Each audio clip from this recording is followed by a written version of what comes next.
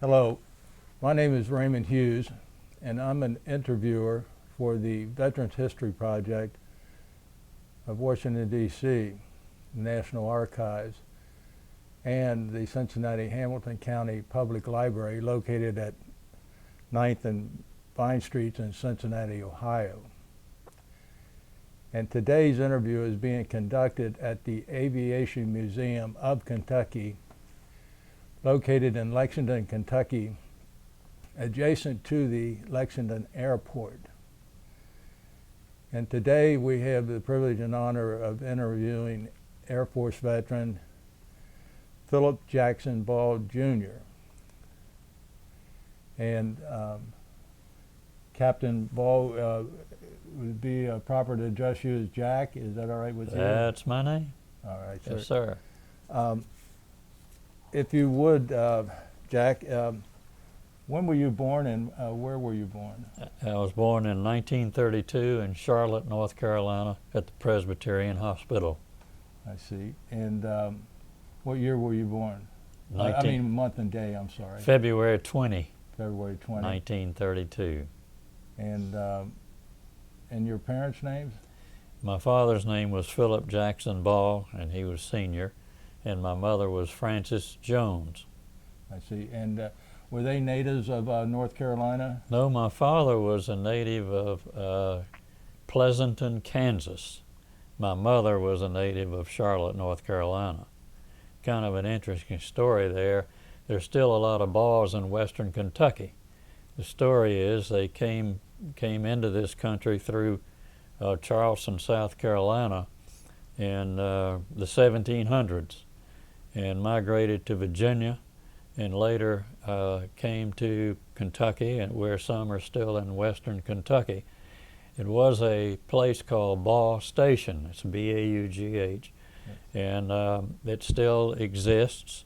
But when slavery was in effect there, evidently one part of them didn't like it at all, and they left and went to Pleasanton, Kansas, which was sort of a Shaker village of people who didn't believe in slavery. And strangely enough, in the Civil War, the Confederates came through there and burned Pleasanton down. And they had left here because of slavery, and I guess that didn't set too well. Right. So Pleasanton is right on the northern border of the Kansas-Missouri border. It's still active. It's a major farming community, and all of my direct descendants on the Baugh side still live there and still farm there. I see. And on your mother's side, you say her maiden name was Jones? Her mom's maiden name was Jones, and they lived in Charlotte, North Carolina. And my father had a sister who married a man she met from Virginia who started Miss Virginia Foods, and they moved from Virginia to Charlotte, where he had a plant and his food plant there. And in the Dust Bowl in the 20s, the farming thing was just about wiped out. And my father and his uncle, my great uncle J.C. Baugh, and they were about the same age. My grandfather Baugh had extensive family and late in life. So my dad and his uncle, my great uncle, left Kansas and came to travel to Charlotte, where his older sister was, and settled there. Well, he met my mom, and they were married, and here I am. And what did your mother's parents do for a living? My mother's father was a traveling salesman and represented a lot of the larger companies like A&P and those different places in Charlotte. I see. And so you grew up in Charlotte. What schools did you go to in Charlotte? Well, I went to Hunter Kindergarten. Then I went to Myers Park Elementary, 1 through 6, Alexander Graham Bell, known as AG Junior High, which was 7 through 9, and then Charlotte Central, 10 through 12. I see. And you graduated from high school in what year? 1950. 1950. I forgot to ask you, did you have any siblings, brothers and sisters? I have one sister, Jill Ann Baugh, and she married a gentleman named John A. Roberts. I see. And she live in the Charlotte area still? She lives in Charlotte, and she had 2 children. I see. When you were in high school, were you in any sports or anything memorable? Nothing memorable, but I ran the mile in cross country. I see. Right. So from high school, you graduated in 1950. What did you do? Then I went to North Carolina State College in engineering. During that time, I thought maybe I'd like to be a doctor. So I had taken all the courses at North Carolina State, that, like chemistry, for example, that I knew if I wanted to be a doctor I'd have to take. So I transferred to Duke University, and they had done away with the pre-med course. But if you didn't graduate, didn't go to medical school, it was of no value except in name. You still had a lot of the science courses you'd pass. So I majored in psychology and took all the pre-med courses. I see. And you graduated from Duke? Graduated from Duke in 1950, 1954, and I had been in the Air Force ROTC. So I was the day I graduated, I was also commissioned a second lieutenant in the United States Air Force Reserve. Before we go to the reserves, what were your degrees in at Duke? Well, I don't think we had a specific. It was a Bachelor of Arts degree. I see. And you majored in psychology and also mechanical engineering. Right. Right. So upon graduation, then you joined the Air Force because you had been enrolled in the ROTC. What date did you join the Air Force? That's right. That was, I believe it was August 11th, 1954. I was already a pilot. We had a neighborhood, a really active neighborhood of model airplane builders, and there was a lead guy there named Jack Houston, who later was a special guy in intelligence, and he died in the Vietnam War. He was a pilot. But Jack was the lead guy on building this replica of a stick fuselage glider. And so we all built that glider, and we took it over to what was called a cow pasture, and it was really it was Billy Graham's father's farm. Is that right? And that's right. And so we were going to shoot it off the hill there, and nobody had any flying lessons at that point. But fortunately, we had there was a neighbor there who was kind of interesting. He'd been a World War II pilot, and he came out there to see what in the world we were doing. And he said, "Boys, who's going to fly this thing?" And Jack Houston said, "Well, I think I'm going to do it." And he said, "Well, you have a pilot's license?" He said, "No."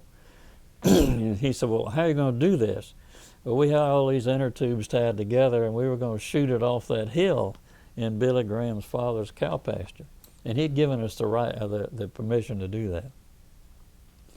He said, "Tell you what, if you want to do this," he said, "it's well built." And he said, "How about shooting me off, and we'll see whether it'll fly or not. Then, if you want to, and you get permissions from your parents, I'll take you up in my biplane." He did stunts on the weekend. He was an aerobatic pilot, a World War II guy, but he had a Great Lakes trainer with a Pratt 450 in it, and boy, that thing was something. So fortunately, a number of us, parents let us do that. And right after that, I think I was 12 when I took my first flying lesson at Old Plaza Airport in Charlotte.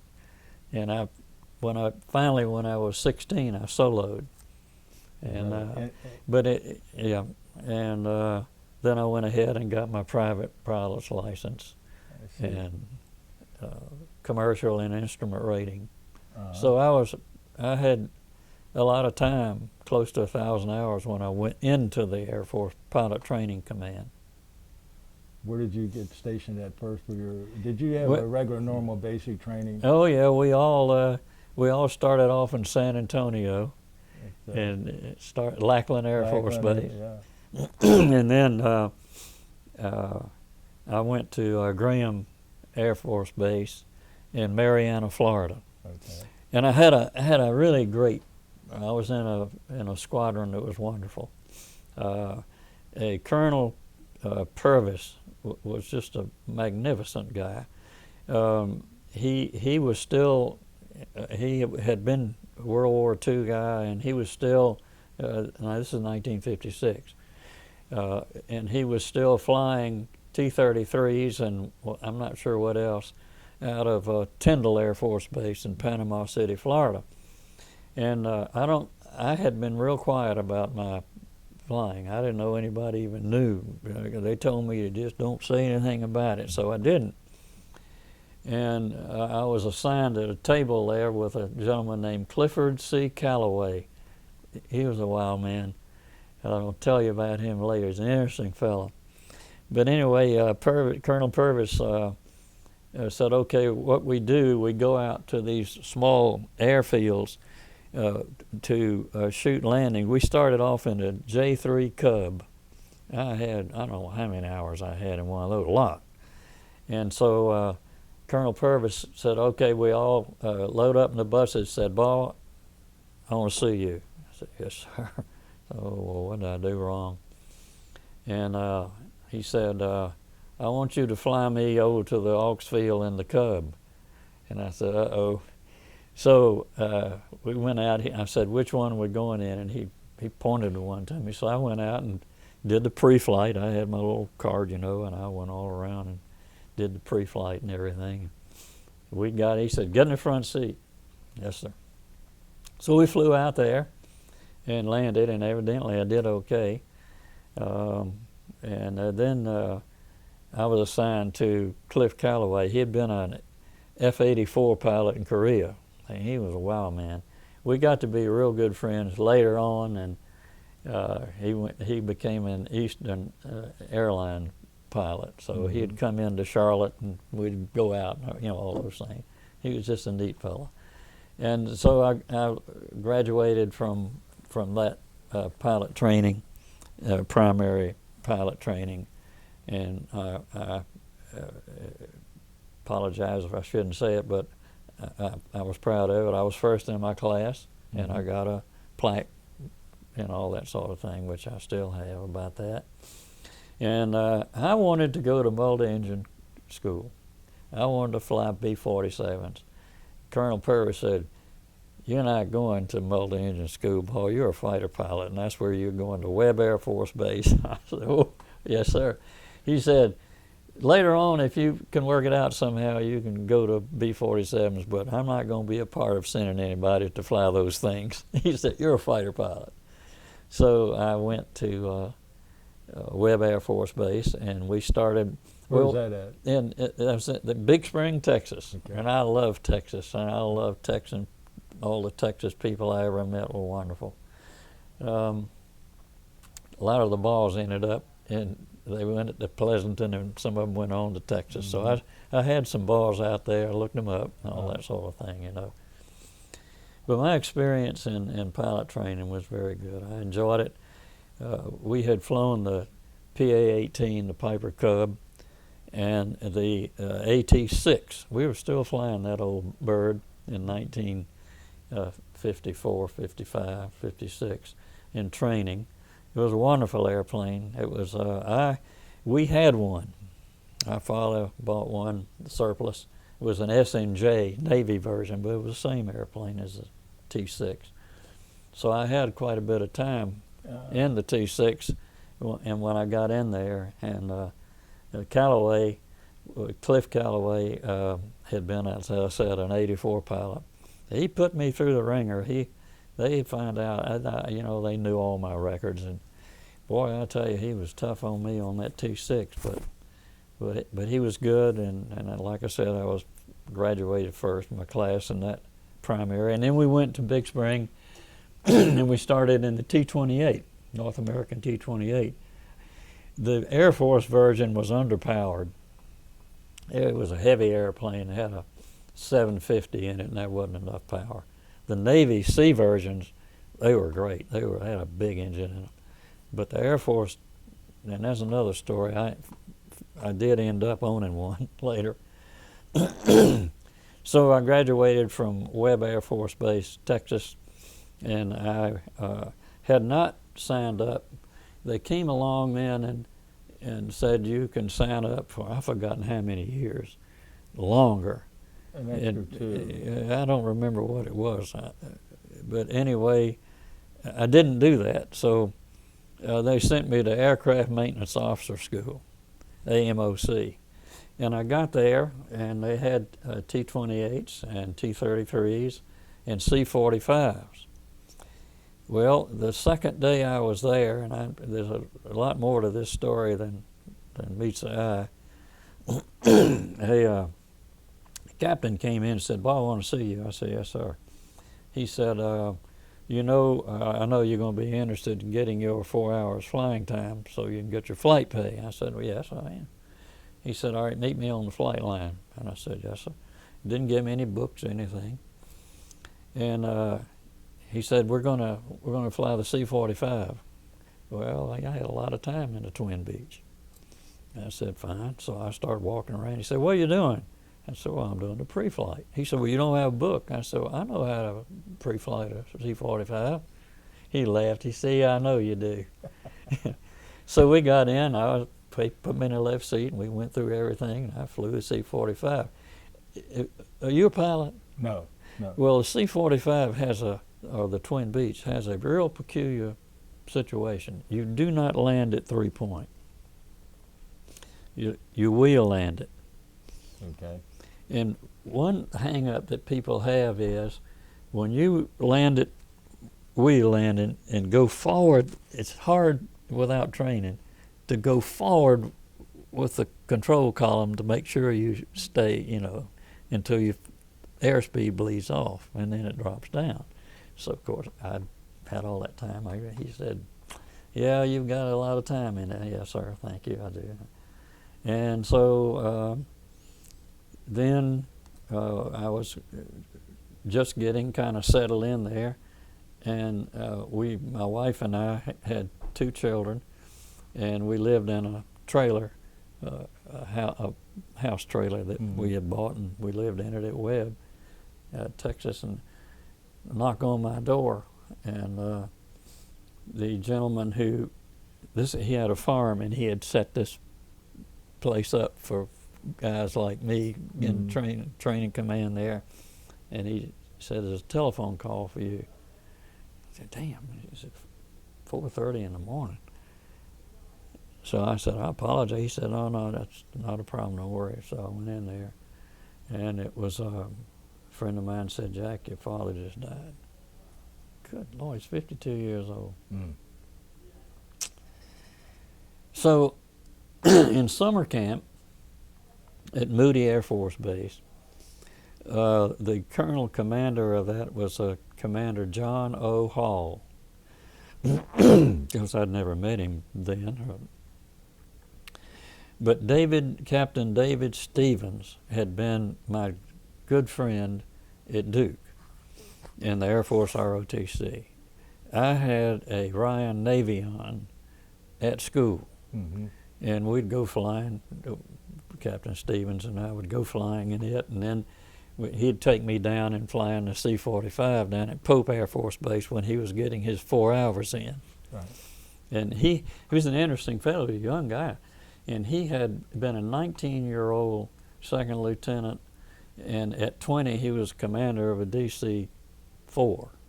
I don't know what the Air Force called them, C something, but I don't remember what. C-46 maybe? No. I don't know either. Anyway, he had a lot of flying time, but he had come out and gone to law school, and they had recalled him just right after he graduated from law school at UNC. and had sent him. He had a wife and children. Had sent him to the Air Force ROTC detachment at Duke.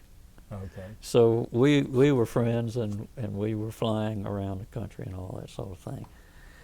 And so anyway, they called me, and I went to see Colonel Hall, and I asked him if I could have some time off. He said, well, and that my father had just died. Right. And he said, well, how are you going to get home? I said, well, I understand they've sent an airplane out to pick me up. He said, well, I guess I'm going to have to let you go. and I said, well, I really appreciate it. I said, Colonel, you were commander of the base in Moody Air Force Base in Georgia when I was in summer camp. He said, yes. And I said, and Captain Stevens was down there with all of his Air Force guy, me. He said, yeah, you know what happened to him? And I said, well, no. He said, you hear about that? And I said, I hope he's okay now. And he was taxiing in on a B-25, which he had flown. And the brakes were bad on it. And we said, well, let's stop it out there and we can tow it in. And he said, I think I can manage it okay. I said, well, he did manage it okay, and he went right in and chewed the tail up of another airplane. So I said, I'm sorry you told me that, because he's a good friend of mine, and we were right back and forth. He said, well, that's just for your information. Anyway, he said, go and get out of here, and I'll see you back in 30 days. So I did that, and I went by, and my father represented a big group of textile manufacturers who were active in making a lot of clothing for the government. And he was very active in all of that, supplying all of the cotton byproducts of them. Now, I had worked for my dad all the way up in Summers, so I was familiar with all the people. I traveled with him, and I was familiar. And David Johnston at Johnson Mill Group called me in, and he said, Jack, we want you to run this business.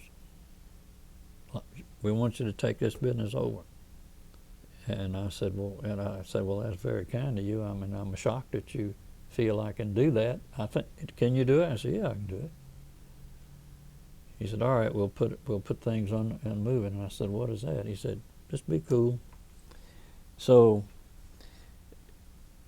the gentleman who was Secretary of the Army, and I'm ashamed to tell you I can't think of his name, but his family owned part of all the mills that we supplied cotton to, and that David's mills supplied fabric to.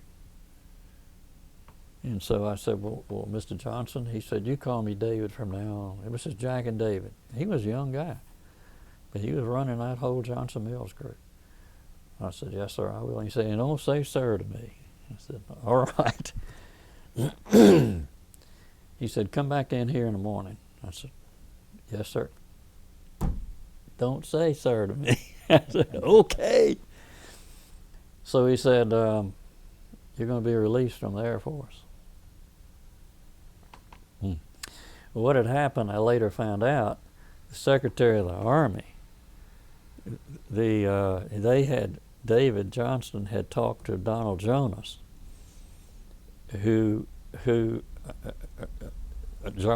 Charles Raper Jonas, who was a representative from North Carolina, in the House of Representatives in Washington. And so they went to work, and Secretary of the Army, they said, go clean things out up there. You're out. He said, now you're an active reserve, but you're out. I said, that's great.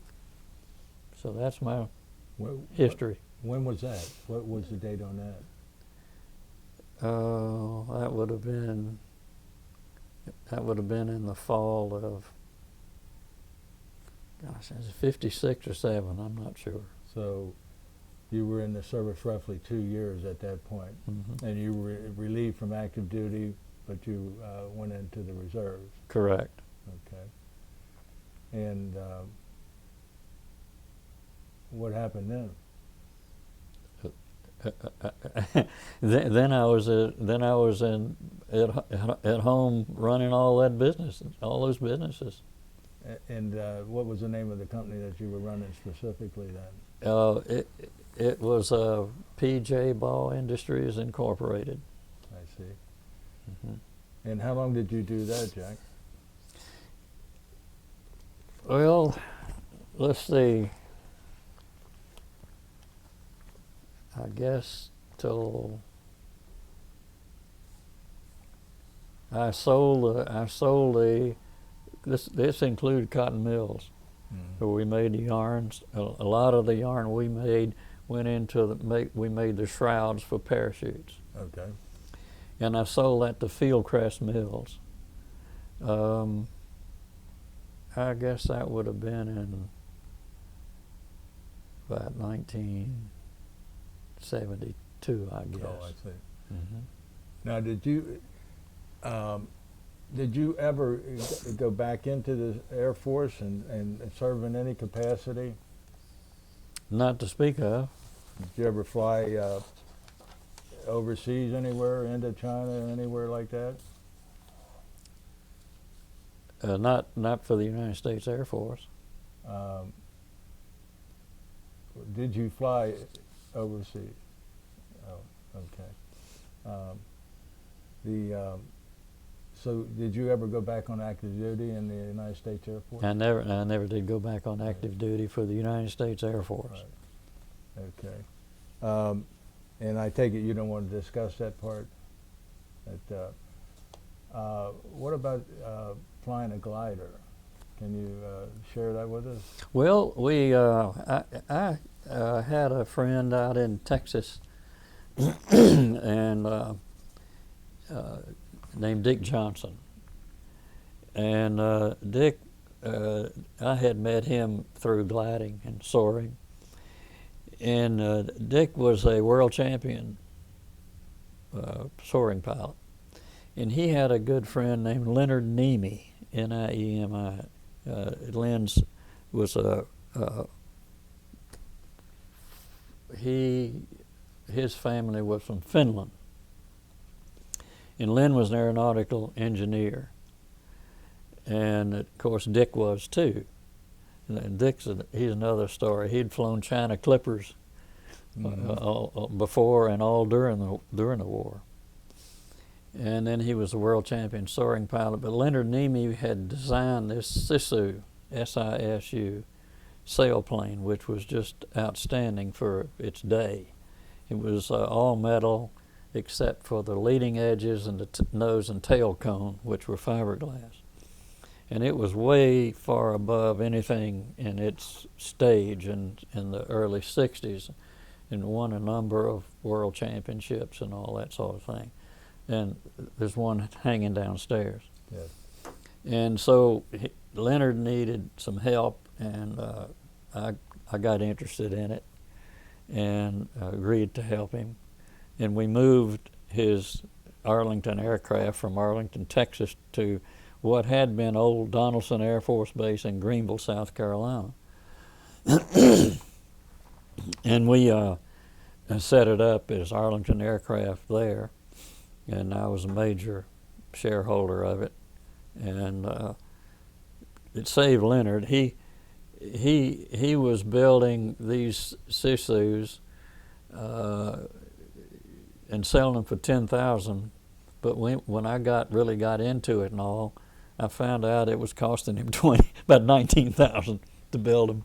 So he was wiped out, really, literally. But we were working on some government contracts that unfortunately didn't work out. But anyway, I had known a fellow at Mr. Ling at Ling Timco Vault, and we went down there, and our big expense was rolling these aluminum wing extensions to the right airfoil. Mm-hmm. And he said, oh, that's not a problem.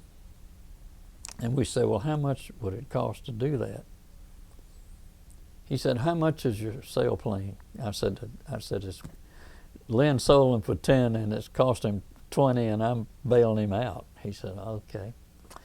Well, how many more do you have sold? And I told him. He said, I'll roll them for you. Did it for nothing. Bless his heart. Right. Not only that, he shipped them up and didn't charge us for shipping those skins up. And I mean, they were rolled within a hundredth of a degree. That's a critical airfoil Mm-hmm. set up. And another fellow who was a aeronautical engineer named A.J. Smith, critical guy. He and Dick didn't get along because they were real competitors and way up in all that world-class competition. Right. Anyway, he had ordered one, and so we delivered it. And he said, Jack, you know, this is really good, but he said, it's not good enough. He said, I'm gonna redo this wing. And I said, well, how are you gonna do that? He said, I'm gonna do it. It's so close that I can do it just on the surface. There's a thickness enough for me to do it. And he did it, and he did improve the lift over drag ratio, the L over D ratio. We had it at about 40-1. But by the time some of the jaybirds that got them, we shouldn't have sold them to, or he shouldn't. I didn't sell them to. He already was contracted them. They didn't treat them right. But AJ, he honed that thing down to where he got it up to about 46-1, which was just almost unheard of. And then Al Parker had one, and he was a tough old Texan. I loved Al. He was just a great guy. He flew from Marfa, Texas to Kimball, Nebraska, which is 650 miles. In the glider. In the glider, which took the record away from the Russians and the Germans. Okay. And so later, I said, Al Parker said, Jack, you know, he said, the Smithsonian's been after me. He said, I'm not going to give him that airplane. The hell with that. So I thought about it a while. I called him. I said, hey, Al, I'm going to be out there in Texas and buying some cotton, and I'm going to come by and see. He said, okay. So I sat down with him. I made the deal. I said, I got a new Sisu coming right off the line. Was be mine.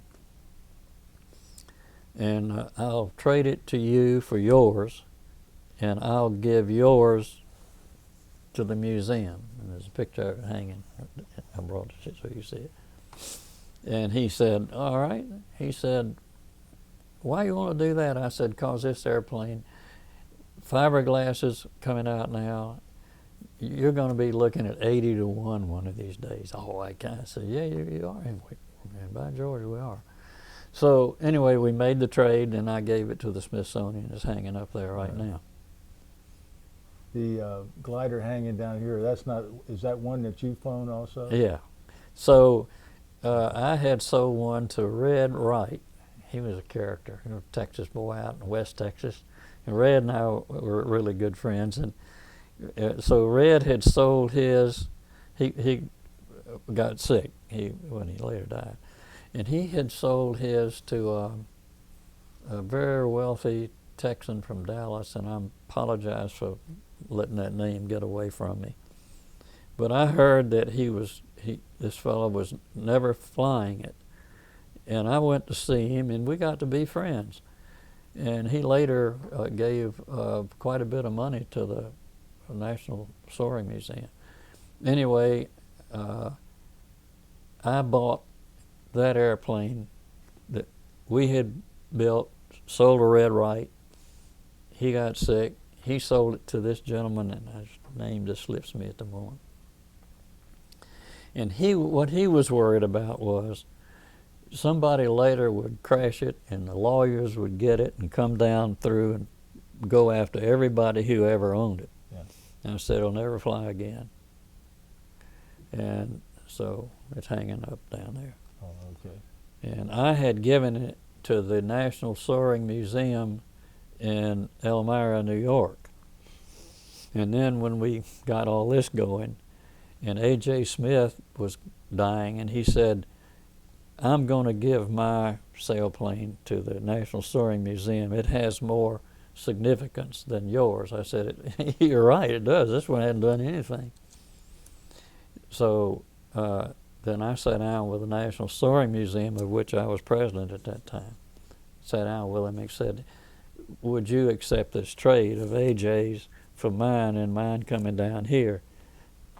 Would you release it? They said, Jack, we'll give it to the museum, which they did.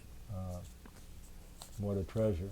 Yeah. Yeah. So that's a long story for your question. Well, but I understand you flew it to some unbelievable height. Well, And, could you share yeah, that with us? yeah. Well, yeah. There's a gentleman who's an engineer and a great guy out in California. And again, name slips me, and I just can't believe this. I'm clogged up here today. He had flown his sailplane, not a Sicily, unfortunately, to like 48,000 feet. Now, to do that, you got to have a pressure demand system. You know the distance between that and that's the air is forced into you and you breathe it out. Okay. I mean, you can't. A diluter demand is what you mostly see a little bag there. You're breathing it in and out. Well, if you get your pressure and it's also 70 degrees below zero, so you just can't. The diluter demand will not work at those high altitudes. So this great guy, I wish I could remember. I should remember. He's just a great guy. He did have all that, and I didn't have it. And I said, I thought about trying to break that record, but I had 4 kids and and now I have 8. I had 8 now, because I remarried and she had 4. I mean, I'll give that up. So, but I said I'll go about as high as I can go with should go with the diluter demand. Now that's the one where that's forcing the air in. No, that's the one where you're breathing it literally yourself. Yeah, that's a diluter. Right. That's diluting outside air with pure oxygen. The pressure, you got a pressure mask, and it's being forced into you, and you're really breathing it out. So, and I almost had his name, Al. But anyway, so I think I went to 42 or 43,000, something like that. I didn't mean to do that, but I did. I was in a wave, and I got up and I pulled the spoilers, and it kept on going up. I said, whoa! I crammed the nose down, and when you get to that altitude, though, you have a plane that's carrying you and releases you? Oh, you go up to say. What type of plane was carrying you then? Or This was the tow plane. It's a Super Cub. It had a big engine in it, like a 200 horse engine in it, and you release it. It depends on where you are. This was out in Colorado Springs, just a little town just near there, and you're already at pretty good altitude, but you go up, say, to, let's say, at that point, you're going to only go up, say, 2,000 or 3,000 feet above the elevation. Mm-hmm. And then you go and get into thermals and then get into the wave lift. So you're released about... I probably released it 5 or 6. Okay. Maybe 7,000. Okay. Yeah. And you were already at a mile-high elevation to begin with. Mm-hmm. Okay. Yeah. And you catch a thermal wave, is that how you refer to it? Well, I did work thermals over till I got into the mountain wave. And the mountain, I wish I brought that diagram for you. The wave that comes into the mountain, and it's called a standing wave. It's going like this. It's not really standing, but it appears to, because a lenticular cloud is formed, and it sits there. But the air is going like this. Then when it comes down, it starts to tumble. And Okay. that's a rotor, and that's a dangerous sucker to get into. You don't want to be sure you don't get into that with a fragile airplane. And that shakes airliners up bad. They avoid waves. Now, they've already found some of these waves go to over 100,000 feet. Not there, but in other parts of the world. So you were able to ride one wave or several waves to get up to 40,000 feet in a glider? Just that wave over that mountain. Yeah, that same one. And well, I lost my train of thought. It was about that rotor cloud. Mm-hmm. You can also see it too. If it you get condensation and you see it, and you see some lineas here sometimes, and those lineas are from those hills pretty far from here. Okay. And North Carolina is also a good mountain wave area. I can imagine, yeah. And how long did it take you roughly to reach that altitude? Oh shoot! Listen, you if you get into that wave, you have a lift. You can be 10,000 feet a minute. Is that right? Oh yeah, boy. And the temperature there is... It drops. It just keeps right on dropping. You know, you can get. I heard somewhere where that formula drops 4.9 degrees every 1,000 feet or something of that nature. Yeah, rather than 2, it in the wave like that it does. Yeah, 2 degrees centigrade per 1,000 feet, I believe is what you're thinking about. Yeah. And what type of clothing were you wearing when you did? Yeah, well, I think the boots are down there. I wore insulated underwear, heavy blue jeans that are lined also, and then these boots I wear. Of course, I got a parachute too, so you got to. These boots are large because I've got on flight boots that lace up. Mm-hmm. Because if you have to bail out there, and if for some reason your chute open when it shouldn't, it's going to be a good jolt, and those insulated boots are going to fly off.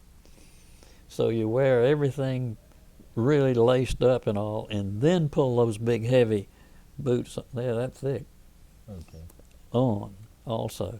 But strangely enough, when you think about it, in the sailplane cockpit, from your mid-thigh on up, you're in the sun. It's those feet down there that you got to be really worried about. You're really pretty warm with that sun, even though it's a minus whatever 50, 60 degrees. And what about your face? Oh well, you got your oxygen mask covers that plus a stocking deal. Okay. I should have brought some of those pictures. Well, I was curious, first of all, on what the tow plane was, and yeah, and what you had to wear to protect yourself. This ag cat, you've seen the agricultural sprayer planes. Yes. Some places use one of those. Some guys will come over and do it, and pick up a little extra money too. Right. But mostly they're Super Cubs. I see. And what year was it that you did that, Jack? Golly, I'd have to look at that. You were running the mill. Yeah. And also flying the glider. And they didn't like that too much either. They said we'd like for you not to do too much of that while you're. I can understand why. Yeah. So I did slack off on all that, and then, of course, what finished me is I had a heart attack in 1986, I believe it was. And I was in my doctor's house when I had it. Is that right? Yeah, you believe that?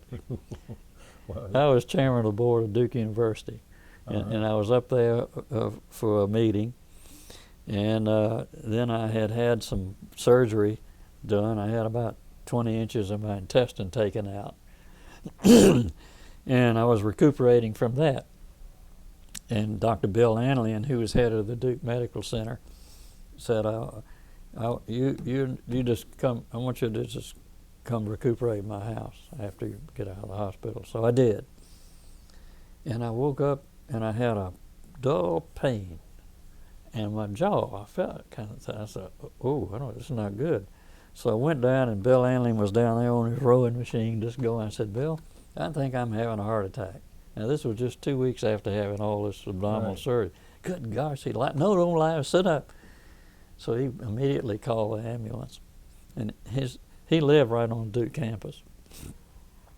And of course they were there in a jiffy, and he said, here, eat this. So I chewed up some aspirin, and that Dr. Baugh at Duke had just finished a major surgery on somebody, and he came down. He said, "Oh, what got here?" And I told him, I said, "Believe me, I've got these pains and so forth." He said, "All right, lie down."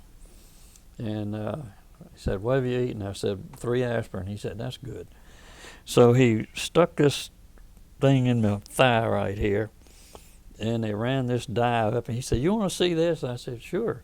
So he had this TV set, and I was watching this thing, and this dye goes up in here. It goes up into the heart, and it goes out, and then all of a sudden he said, "Oops, total blockage on the left circumflex anterior artery." It goes around behind the heart and comes down. It's the major artery to pump blood into the ventricle, lower ventricle. He said, "All right, we're going to unplug it." I said, "How are you going to do that?" He said, "Well, just watch." And so they ran a deal up in there, and roto-rooted that thing out. And then you can see the blood just go whoosh, like that. And you're watching this on the screen? Yeah. And he said, of course, I'm about half dopey, they gave me those shots. But he said, afterwards, he said, the reason, he said, you were lucid, and we do so much better when somebody can move and can watch. And he said, there are a lot of people just can't do what you did. I said, well, why? He said, they just won't. Right. And he said, this is really great when we can get somebody to do this. And he said, now, I don't believe in stents. I'm not going to put a stent in here. And he said, I'll tell you that 40% of what we're going to do with you does not work, but it's worth it. You're young. 60%, you can get back in here in a hurry. Yes, I own Sprite Flight Jets, which built this building. And we had 2 Lears, 2 25s, and a 36, a King Air, and a single engine. So I had ways to get back and forth pretty quickly. So he said, I want you back in here in 30 days. They were going to take a look again. Did it. He said, man, that thing's wide open. And he said, I want you back in here in 3 months. Back in, he said, you're home free. Yeah, here I am still. No stents, no problems. 1986, and we're 2015 now. But I do take a medication for it, and I sat in the right seat for a while. I didn't want to get in the left seat again, and then finally I just said, this is no good, and I sold Sprite Flight Jets. I think we missed an important part of this interview. If we could just go back a little bit. You obviously got married, and we didn't mention when you met your wife, and where you met her and how you met her. My second wife, my first wife. First wife. Well, as I told you earlier, I transferred from State to Duke, and I had a lot of things to make up in order to get into the pre-med deal. So I figured, and I love to fly fish, and I had fished in the streams up in the mountains of North Carolina, and I thought, well, I think I'll go to Appalachian, ASU, which incidentally later I had a part in making that part of the greater university system. Of 18 colleges and universities was one system. But at that time, it wasn't it was a 4-year college, but it was Appalachian State Teachers College, ASTC, Where's that Boone, North Carolina. Oh, okay. And so I went up there, and I took a chemistry course and a psychology course, and I had organic chemistry in high school, so I took organic chemistry and had a great teacher. She was wonderful. And there I met my wife. And what was her name? Patricia Jean Myers. Myers. And then, of course, that next year I went to Duke, and we courted back and forth, and I was taking all those courses and everything, trying to court her, one thing and another. And we married in 1953. She graduated in 53, a year before I did. And we had our first child in May of 54. And a boy or girl? A girl. And what did you name her? Frances Kimberly Baugh. Mm-hmm. She later married a fellow named Browning. And they had one son, a grandson. And so then I finished at Duke, and I went immediately into pilot training. And other children that you had? Yeah, my next daughter, Lisa, was born in the Webb Air Force Base Hospital in Big Spring, Texas, so she's a Texan. Uh-huh. Yeah. And then my son, Phillip III, was born in Charlotte, and my daughter, Patricia Jean, was also born in Charlotte. I see. And you say your wife died. You say when?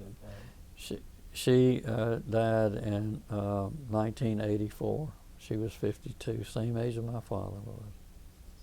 She was a great lady, great mother, great wife, and I at this point I was chairman of the board of Transylvania University, and we needed a new president, and we had 105 applications. We weaned that down to about 10, and then we met with those, and then we got it down to 3. And then I went over to interview one of the 3, William W. Kelly, and he was president of a girls' college in Stanton, Virginia. And isn't it terrible? I can't remember that. Anyway, I liked him a lot. So he and his wife, Jane, and 4 children came to Lexington, and he was he was president of Transy for 2 years, and left to get into a gentleman who was president of Transy and left to become president of the University of Alabama. And he got into a mess down there with Orville. What was Orville's name? The governor you're talking about? The governor of Alabama, that crazy guy. Yes. And so they didn't get along. So he went up to start a Faubus? Yeah, no, that's not Faubus. He was Arkansas. No, anyway. George Wallace, you thinking of? Yeah, that's right. Yeah. So the fellow that was president of Alabama went up to start. He took over an organization that raised money for private colleges and universities, and so Jane's husband, Bill Kelly, went over there. And this is a little bit, maybe it shouldn't be in here, but I'll tell you. You can do what you want to with it. He met some young gal over there and divorced Jane. And she's here with 4 little boys. My wife passed away. And a year later, my daughter Tricia, my youngest daughter Tricia, said, "Dad," and my wife had already passed away. Right. She said, "We're going to have a cookout next week, and I've invited Jane Kelly to come to the cookout." I said, "Well, who else is going to be there?" She said, "Nobody but you and Jane Kelly and me." You little devil. So anyway, I called Jane and I said, Jane, I understand you've been invited to a cookout. She said, oh yeah, I'm looking forward to it. I haven't seen you in, what, 18 months or something? I said, well, no, I'll come pick you up. She said, well, you don't need to do that. I said, yes, I do. So I went. Her mother had come down from West Virginia and was staying there, visiting with her. She was a character. And that's another story too. So I went and picked Jane up, and we came out, and I burned the steaks. and anyway, so I took her home. It was about 10:30 when I took her home, and her mother met us at the door and said, "Where have you all been?" I started laughing. She said, "What's so funny?" I said, "Miss Kelly, you won't believe this, but it seemed like 100 years ago I took this young girl home late, and her father came out and said the same thing." She said, "Oh, Shaw or something, you know." So that started the courtship. I see. And well, like you said, you've been blessed with two wonderful women. I really have been blessed, and blessed with a lot of everything good. Yep. Talking about your Air Force career, did you ever have to, after the 2 years, and then you went to take over the mill, did you ever have to go back and serve any active duty time with the United States Air Force? No, you know, I didn't. I thought I probably would when things just got, you know, pretty hot there for a while, but I was still doing what I was doing for the war effort. I mean, they were making all the uniforms, flight suits, parachute shrouds, and whatever else they used the yarn and fabric for. But one thing that took me out of this, my dad told me, back before he died, he said, I understand from some sources that this country is building cotton mills in Pakistan. So I said, well, I'll check on that. And I did, and sure enough, they were building cotton mills. We were paying those. So I asked Mr. Jonas, a representative, I said, what's this about? He said, well, we have to maintain political leadership in the world. And this is a hot spot. We need to employ people to keep all those people happy. And the thing that employs the most people for the least amount of money is a cotton mill. And so we financed it. Financed it. So I'm thinking, that's the end of us. Not a stitch you have on was made in this country today. That's right. And they used to all be made in North Carolina. So I was the luckiest guy in the world. Fieldcrest Mills bought me out. And it was good for them because they still run them and they still use that yarn and all this. This may be Fieldcrest carpet right here. They still do a great job. There was a gentleman in Kentucky after I moved here. It really bugs me today. I'm having trouble with names. But he was a banker here and owned a bank. Mm-hmm. He owned it. And a big building, and we were on a board together at the Lexington Trots Breeders Association. I was treasurer of that, which is the Red Mile harness racing track. And he said, somebody told me you were in the rug business. I said, well, I'm not in the rug business, but I used to own a place that made yarn that went to Fieldcrest. He said, oh, you know Fieldcrest. So we've looked at a lot of samples from this decorator, and said, but the prices are just outrageous on this. I said, well, you got samples? Yeah. So I said, well, what are you doing after this meeting? He said, nothing. So we went and looked at the samples, and that was Fieldcrest. So I called my good friend up there, who president of Fieldcrest, and I said, told him what the story was, and he said, how many square feet they got? And so I asked the gentleman, and he told me. He said, so give me the number on that sample. I did, and he said, I'll call you right back. What's your number? And I didn't say, call me back. And he gave us the price. And the gentleman said, son of a bitch. I said, what's wrong? He said, that's less than half of what they told me it was going to cost. I said, well, you talk to Mr. Whitcomb. He's the president of Fieldcrest. Tell him what you want. I said, Mr. Whit, is that all right? He said, sure. So they ordered all that carpet right there, and he told me how many hundreds of thousands of dollars I saved him. Is that right? And Mr. Whit was glad to have the business. You mentioned something about horses. I don't think we covered that part of your life. Well, my dad, he loved all animals, and we raised pointer bird dogs as a kid, and we hunted and fished, and he was a real sportsman. And I grew up. I didn't have time to mess around because I was either flying airplanes or hunting and fishing with him or studying, and I mean that. You know, there was no television, no cell phones, right. But we were busy doing good things. Mm-hmm. And so I got off track again. We're going to lead to the horses.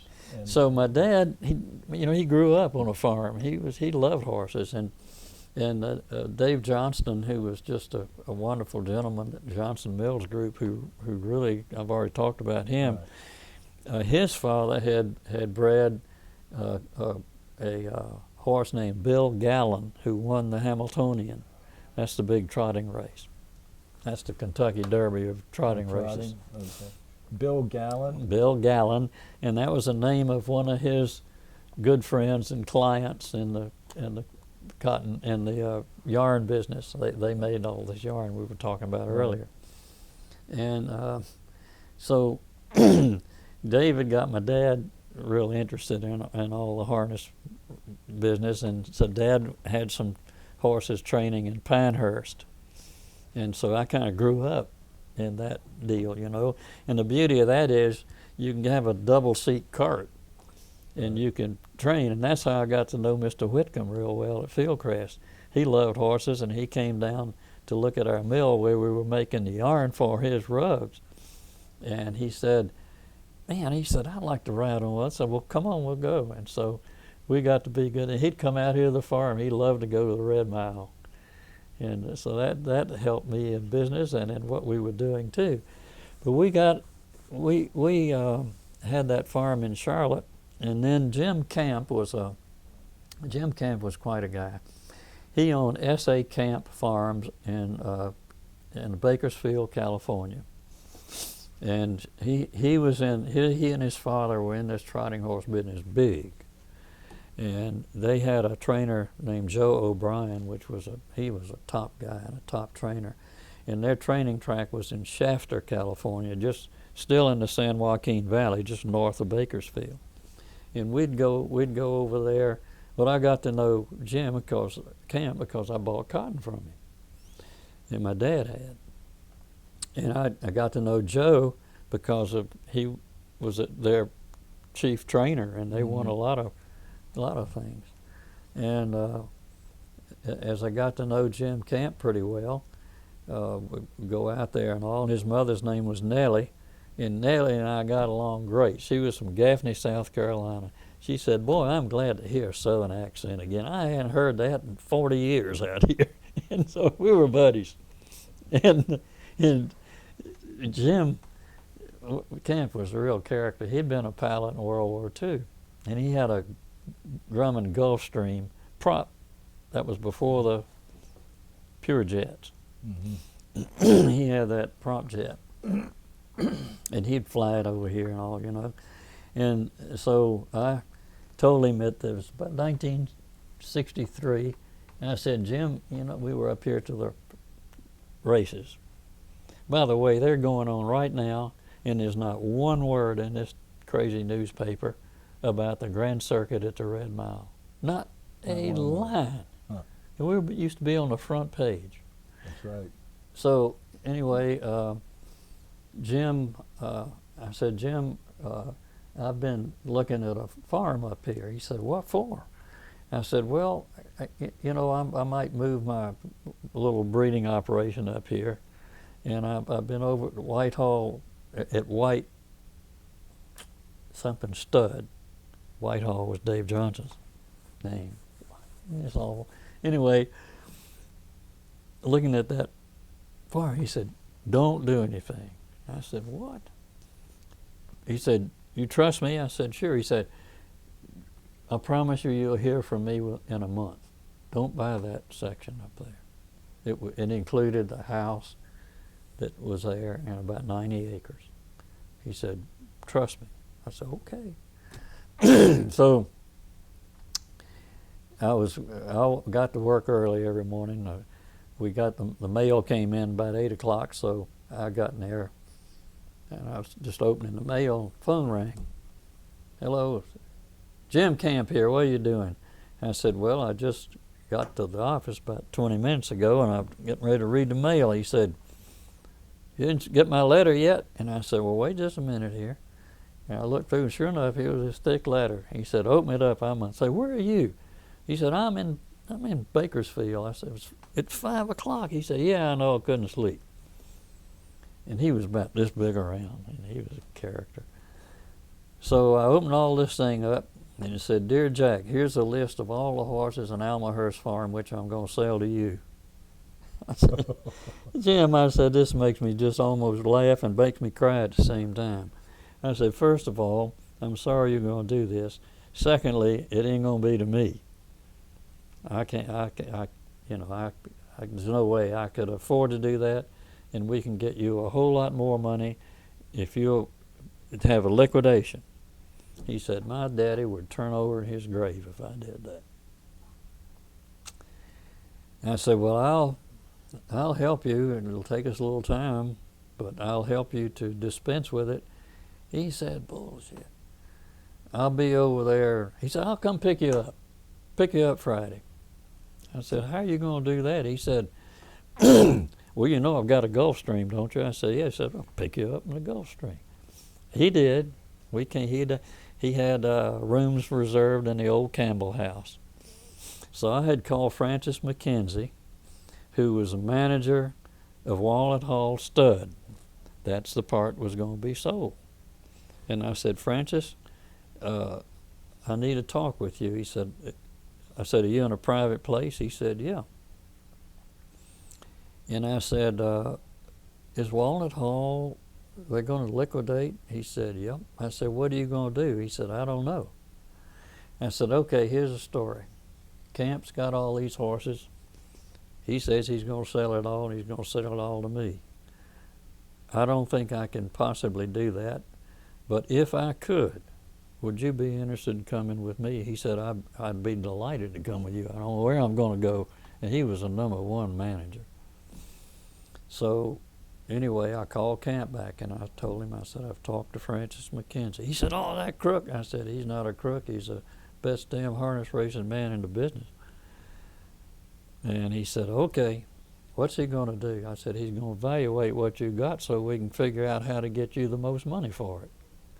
I told you, I said, I know what you told me, but I'm telling you, we're not going to do that. I'm not going to buy it, but I'm going to help you sell it. So he comes, Francis comes. We're sitting there. We go out to the farm. Cold. It was one of these cold fronts came whipping through here. We were froze to death out there on that farm, walking around looking at horses and everything. Go back to the Campbell house. Camp goes in the room suite there and gets up on the bed and starts watching the football game. So Francis McKenzie and I are there working. We finally, after about an hour, 2 hours, said, this is going to take 40 days and nights. And he said, yeah, it is. So I went back in there and said, Jim, this is going to take more time than we've got right now. So he said, let's go upstairs and have a bite. So At that time, the Campbell house was set up so if you go in the door, the desk was right there on the left, and you could go upstairs, and there was a little private dining room right up there that sort of overlooked the entrance part. And it just wasn't any bigger than this room right here. Mm-hmm. So we went up there and I ordered dinner. And Jim Camp put a cigar in his mouth in the morning. He never lit it, but by that night, it wasn't that long. He had chewed that cigar. I never saw him spit. So he had to swallow that stuff. And that cigar was about that short. And he looked at everything and he said, "Tell me, boy, how much you gonna pay me for that farm?" And I said, "Jim, I am not gonna buy that farm. I'm gonna help you liquidate it." And he shifted that cigar on the other side of his mouth and he said, "Write on this napkin what you can pay for that farm." And I said, "Jim, what I can pay you for that farm and what it's worth are two different things. Now, I have told you I'll help you get what it's worth. Free of charge. I'll come wherever it takes, fly wherever it goes. I'll help you do it because you're my friend, and you're important to me in buying the cotton. I mean, let's put it on a basis of that. You're not only my friend, you're important to me." He said, "That's your first mistake. You're important to me, whether I'm your friend or not. Don't you ever forget that about people. And don't you ever think that anybody's your friend. It'll get you in trouble." I've never forgotten that. I've not found that to be all true, but it was pretty scary. He said, "Write on the napkin what you can pay." And I wrote on there. And he said, "My God, man," he said, "that ain't anywhere near what I had in mind." I said, "That's fine, and that's it. Give me the pen." He put on there, "Soul, kit and caboodle, James Y. Camp, sign the contract." I said, "I'll sign it if I can keep it." He said, "I don't care what you do with it. Sign it and send me a copy." I signed it and dated it. He said, "Now, I want my money Monday morning." I said, "You'll have it." He said, "You told me you couldn't pay that." I said, "That ain't the issue. The issue is you signed a contract. I've signed it. You want it Monday. You'll have it. Does that satisfy you?" He said, now you're thinking right." I've never forgotten that. So you bought the farm called Almahurst?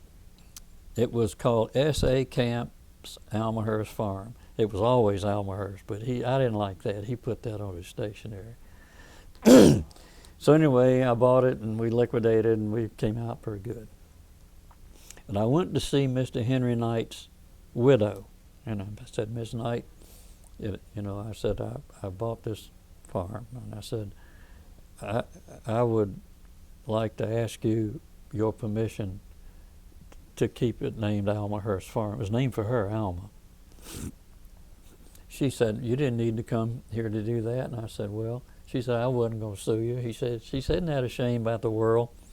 I said, "Well, I just wanted to get your permission to do." She said, "You're welcome," and she said, "And I'm honored." She said, "Now, when you get a chance, would you come over here to my house and clean all these horse books out of here?" And I said, "What would you like for me to do with them?" She said, "You keep them. They're yours. They need to go with the farm." Wasn't that neat? Yes. So that's kind of the story of how I bought Almahurst Farm. And I had heard that you were recognized as an authority on these different horses and the breeds and things. Did that emanate from this library, or had you? Oh, I grew up with them with my dad. Okay. Sure. Yeah. And you said you were president of which racing association? Well, I was president of the United States Trotting Association, headquartered in Columbus, Ohio. I was treasurer of the Lexington Trots Breeders Association, the LTBA, that owned and ran the track and all here. I see. Yeah. Are you still associated with them? No, sir. The whole thing was sold out. And, we used to have a packed house you could shoot a shotgun through there today and wouldn't hit a soul. Mm. I mean, it's just sad. Yeah. I don't know what's happened. I just, nothing in the newspapers. And the greatest harness horses in the country are racing there today. And nobody there to watch. I'll be darned. It's Mm. sad. It's really sad. I don't, when I got out of all that, and I just don't know what happened. This is a museum that we're setting in today. Mhm. You're associated with this museum also, aren't you? I was at one time a chairman of it, yes, sir. Interesting story. When I owned Sprite Flight Jets, which built this building, these buildings, there's a little smaller hangar over across the way there, and that's where the museum was at that time. Right. And George Gumbert was the president of it, and it had grown. We had started this museum in the 70s, and we met at the downstairs at the old, what they call it, Jockey Club. That's not what they call it though. In the old Springs Motel down in the basement, and we met there, and it was interesting. As the trotting horse business grew, then that also grew, and then George Gumbert and a great guy who owned the Avis dealership, Wendell Murphy here. Wendell was a collector, and George was a collector. They collected any and everything, cars. Wendell particularly cars, and George too. And they were a real pair. And they decided, their wives got together one day and said, "Boys, you better do something, because we're getting ready to have an auction, and we're gonna put all this stuff in it, airplanes and all." George owns some airplanes. They're down here yet today. And Wendell Murphy was a real character. Wendell started off as a line boy, and when there were 3 different Bluegrass Aeromotive, and I've forgotten the other 2 aeromotives, or small. This was a small airport, Mm-hmm. and Wendell was a line boy, and doing that. And one time, a big gust of wind came, and he was running around tying airplanes down, and he grabbed a hold of this cub, and the wind picked it up. He's hanging on, and it went up about, they said, high as his hanger before it came back down. Didn't break his leg or anything, but Wendell had he could see and everything, but he had a disease that he knew he'd eventually be blind. His whole family, it was in his family. And then they, for some reason, the guy that had this aeromotive, I've forgotten his name, but he got into some kind of problems, financial, and he had the Avis rent-a-car here. Yeah. And so Wendell ended up with that. He said, "Well, I'll be glad to do that." And he was lending people his car who would come in to fly and couldn't get a car, and so he built it into the Avis that it is today. He was just a really great guy. He did go blind. So he was a collector, George was a collector, and the wives told him they had to do something like that. I'm sitting here with this place, and a major company, which suits me also, owned that hangar, and they had a 727, pretty big, Mm-hmm. but it wouldn't go all the way in. The tail would be sticking out. But anyway, when that company kind of collapsed and merged out with other companies, and I had this, the guy who ended up with all of that called me and he said, "I want to sell you that hangar. I said, I don't want to buy that hangar. He said, can we talk? And I said, sure. So we had a good conversation. I really liked him. And I said, are you in a big hurry? He said, no. He said, we're going to, the 727's gone. We don't need that in the merger. This, Al Gore's father, old Senator Gore, was the one who was a major domo in that aviation company.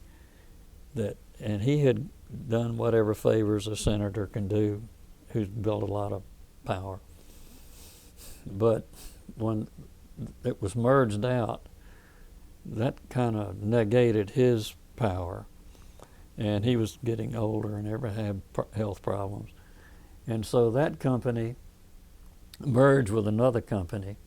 And the merged company they got rid of the 727, and they're sitting there with that hangar. So I said, give me a little bit of time. They said, all right, we want $1.2 million for it. I said, you ain't gonna get that for it, but let me work on it for you. And I said, I own a commission. I'm just interested in what's going on here, and I'll be careful what goes. He said, we understand.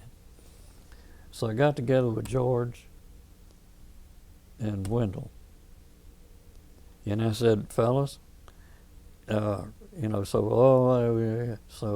I called George's wife. She's a character. I knew her. She's funny as everything. I said, here's the deal. They tell me you all are going to sell all that stuff, and she laughed. She said, yeah, we're threatening.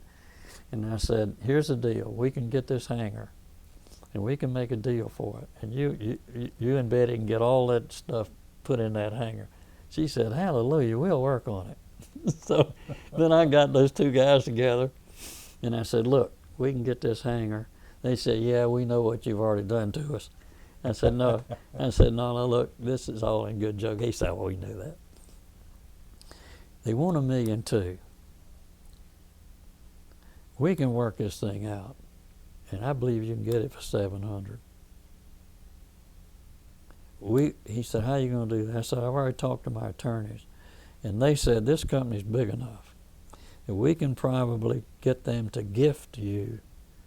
But to this, you got to put together a tax-free 501c3 deal. You got to do it right now. Well, who are we going to do it? I said, well, Stahl Canyon Park's working on it right now. And so they're the ones. That's another story. My buying this farm. He was Camp's attorney, and they tried to screw me, but we got him. I mean, he and I became good fishing buddies in Iceland every year from then on.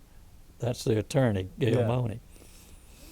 So I'd gotten Gail to work on this thing and worked it out.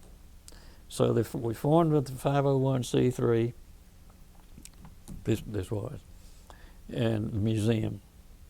And then we went back to the gentleman and we said, here's the deal.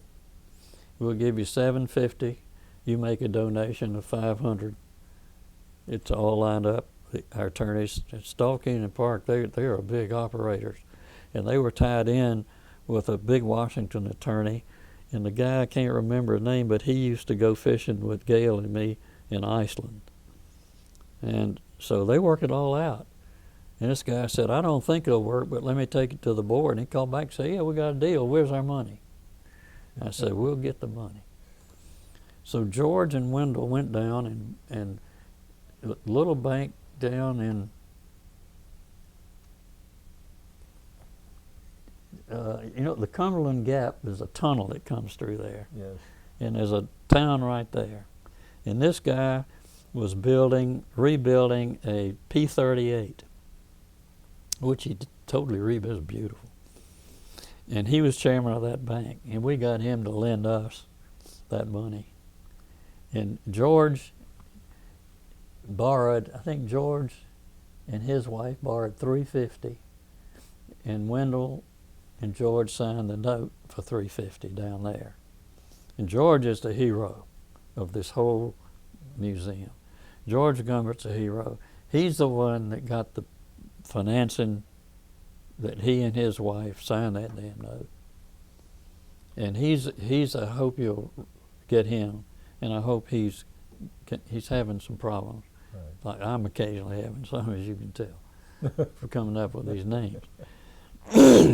But that's how the museum got started. And you all had to raise an awful lot of money too. Yeah, we did. And but by golly, we did. And we came here originally at the old hangar, you know. but George and Wendell, they're the heroes of that museum. Now, some of the newer people in here try to take credit. They don't give a damn penny's worth of the credit. They are the ones that, they alone, by George, did it. Some of these other people are claiming they're big dogs in here. BS. Well, you did a lot of the groundwork for it too. And yeah, that's all I did. Yeah, well, we did, but those two are the ones that got the money put together. Yeah. You want to take a break for a minute? No, I'm good if you're all right. Oh, I'm okay. Yeah. Yeah. We've covered, it seems like an awful lot of history here. There's one other part, though, of your life that I don't think you mentioned, and you were involved in politics at one time, weren't you? Oh yeah, we in North Carolina, we I don't know, this whole group got together and what I've forgotten what the deal. Oh, it was about the tobacco tax. We were just talking one day about this is the most ridiculous thing in the world. There's no tax on tobacco, and these criminals are coming down here from North Carolina, buying all these cigarettes, and going up there and selling them cheap. In New York, you mean? In New York, yeah. Coming down to North Carolina. Yeah. And I said, we just need to get a bill through, and get that money coming into this state. It's not going to hurt the tobacco companies. They'll sell more. They said, yeah, try to convince them of that. I said, but do you agree they'll sell more cigarettes that way? They said, yeah, we think so. Because they won't be going there. They'll be being sold right out of here by a tobacco company. Long story short, we said, well, to do that, we got to get it in the General Assembly. And to do that, that's going to be tough because eastern North Carolina, where tobacco's grown, they're going to fight it. They're not going to agree with you that this would work financially. I said, well, by God, let's take over the General Assembly. We did. We got a bunch of guys like me who didn't have any damn business getting in politics. We went all over the state and talking to different guys, and one of them, the story we got mostly is my wife said if I did that, she'd divorce me, and then a little bit later on,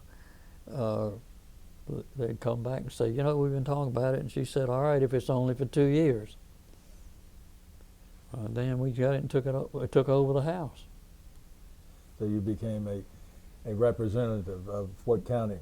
Mecklenburg, the biggest county in the state, still is.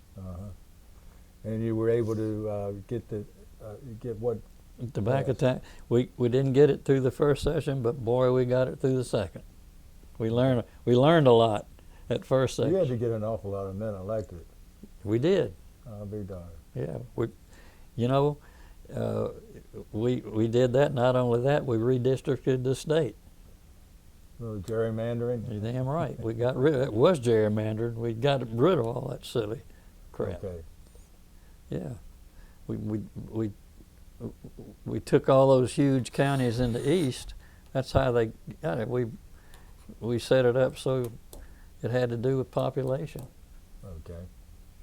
And then you not only served in the House of Representatives, you also served as the state senator also. Well, at the end of my second session in the House, a gentleman,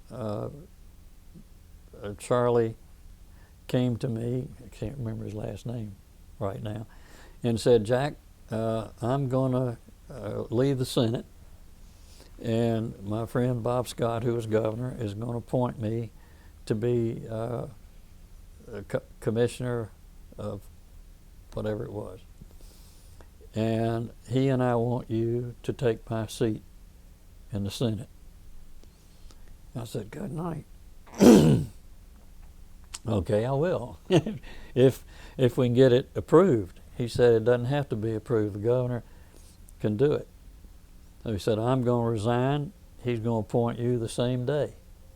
And that's what happened. So how many terms did you serve as senator? I served the end of that one and another one. Yeah. And what years were those, Jack? I served in the House the 67 and 69 assemblies, and the special session in the Senate in 70 and 71. Yeah. And when did you move here to Kentucky? What year? I don't think we got that. I had planned to move here in 71, but I wanted to serve that term out till it ended. So officially, I didn't move here until 73. 73. And another thing we didn't cover is grandchildren. Well,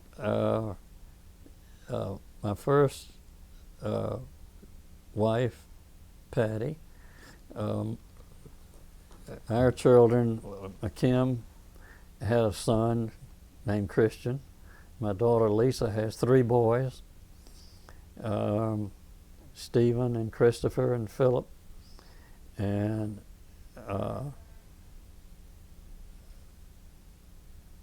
my son Phillip has 2 boys, Jack and Pat.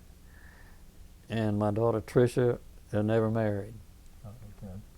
And Jane, and I consider her boys mine because I got them when they were very young, and they consider me whatever they consider me, but I told them just to call me Jack. That'd be all right. And so they do, and that was worked very well. She had four great boys. She's a great mom, and not only to her own natural children, but to mine also. Mm-hmm. And her oldest son is a banker in Atlanta, and her next son is with a vice president of Coca-Cola, and her next son is an entrepreneur in Charlottesville, Virginia, who I don't know how many companies he has. A bunch. Mm-hmm. He owns a Cirrus that he flies. He also has an interest in a company that has 5 Pilatus prop jets. Okay. And the next son, Greg, is a top dog in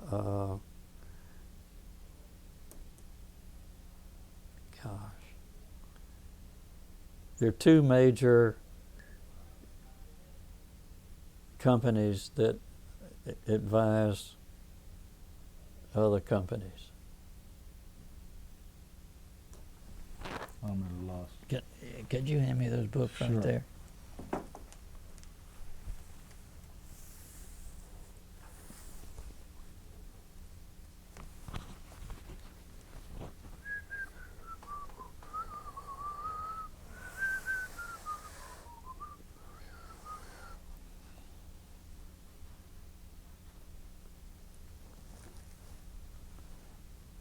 McKinsey and Company.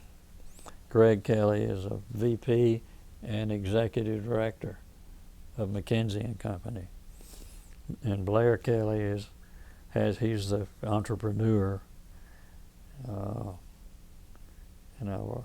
Kelly Jr. is the banker, and Jackson's a VP of Coca-Cola. Coca-Cola in Atlanta. Mm-hmm. Yeah, I see. See, we've covered a lot of material here today. I just wonder if there's anything else as we're winding down here that you'd like to add. Well, life's been good. You know what? It's Before we do that, I'd like kind of what you make of it. Who built the glider that you were using when you got to 40,000 Yeah, feet? yeah. Leonard Nemi and I had a part in building it too. I had bought. I already talked to you about Leonard Nemi and Arlington Aircraft. Right. Well, that was one of the 11 Arlington aircraft named the SISU, SISU, which in Finn means strength and integrity. SISU. Means what again? Strength and integrity. Strength and integrity. Yes. Okay. SISU. Yeah. He built the prototype and then 10 production models. You didn't sell them and lose money, did you?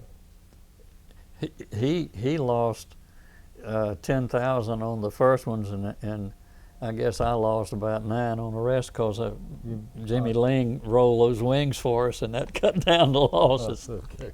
Yeah. Well, now that we settled that, is anything else you wanted to add? This is, I got to tell you, this has been a distinct honor and privilege. I've known you for some time, but never knew how varied your background is and how successful you've been. And oh well, you know, good Lord's been good to me. I wish I could say I've been as good for him. I try to be, but I believe strongly in that, and I believe that every day is a blessing and every breath is a blessing. yes. Yeah. Well, on behalf of the Veterans History Project and myself, I want to thank you then for this interview. Well, thank you. Thank you. Thank so you much. for having me. Our pleasure. Yeah, I enjoy being a part of it. Okay.